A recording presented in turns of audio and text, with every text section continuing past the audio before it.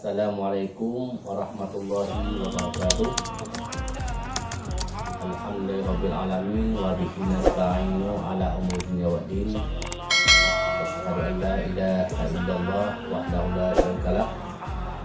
Asyhadu anna sayyidana Muhammadan abduhu wa rasuluhu la nabiyya ba'dah.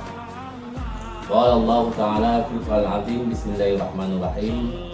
Wa'tasimu bihablillahi jami'an wa la tafarraqu. Segala puja kepada Allah Subhanahu wa taala, Allah yang telah melimpahkan rahmat dan karunia-Nya kepada kita bersama, antara lain nikmat iman juga nikmat Islam.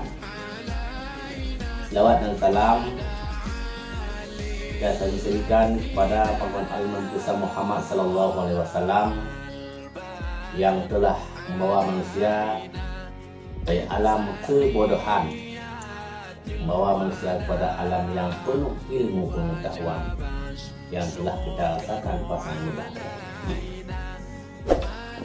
Selawat dan salam marilah sama-sama kita kirimkan pada al-sahabat beliau, yang mana oleh para sahabat selalu berbahu dan selangkah dengan Rasulullah SAW dalam menegakkan agama Allah, agama tauhid, yaitu agama la ilaha illallah Muhammadur Rasulullah.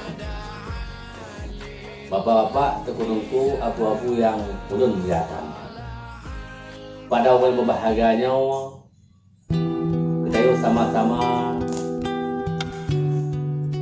ketemu dalam wawaya itu ada yang penting begitanya na padu-padu macam dalam keluarga, kepada anak dan cucu ataupun keluarga lingkungan.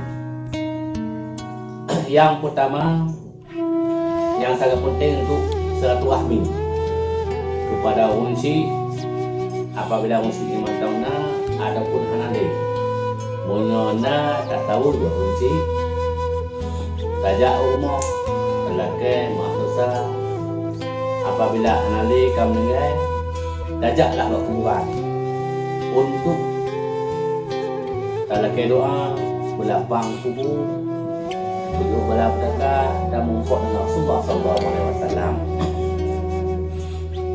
Apabila kita dajak berfungsi hanya mungkin mai ataupun yang penting jawa fungsi ujung-ujung dan racun doa dengan yang pertama dengan hidung dan dengan daun.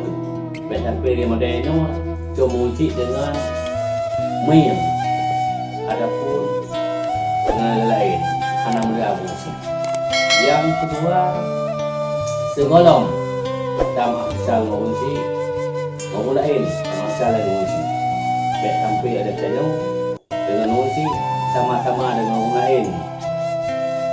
Untuk kamu semua. Yang kedua, hang terima Allah Subhanahu wa taala ibadat tanya apabila nak bersangkutan antara manusia dengan manusia, antara manusia dengan Allah, apabila manusia menentang nak sangkut paut, hang telah maafkan, Allah juga hang terima ibadat tanya dunia maupun akhirat nanti. Oleh karena pada kesempatannya bagi saya untuk lelaki maafkan in ahdun khairan min ahdun bin afiyah. Anak agak saudara apabila anak maafkan amalan saya hang dengan Allah Subhanahu wa taala apabila macam bersangkutan dengan manusia antara manusia. Apa manusianya macam udah lelaki maaf bau manusia, apabila manusia yang kami ni kalau baca kulhum tu hadiahkan pahalanya kepada mereka sehingga terbuka itu. Oleh karenanya kesempatan bagi kita nyonya ke waya yang paling maghfirah, waya itu azhar untuk kita sama-sama lelaki maafkan dengan lahir ataupun dengan batinnya. Semoga kita ibadatnya kepada Allah Subhanahu wa taala diterima isinya dunia maupun akhirat. Mudah-mudahan dapat sampaikan bapak dan kejanggalan kekurangan, harap maafkan sesuai dengan kun pepatah Kalau ada cincin yang patah, jangan disimpan dalam peci. Kalau ada kata-kataku yang salah, jangan lapor pada Pak Polisi di sini. Mudah-mudahan itulah firman kita. Allah ajma'in. Assalamualaikum warahmatullahi wabarakatuh. Hold me close till I get up. Time is barely on our side.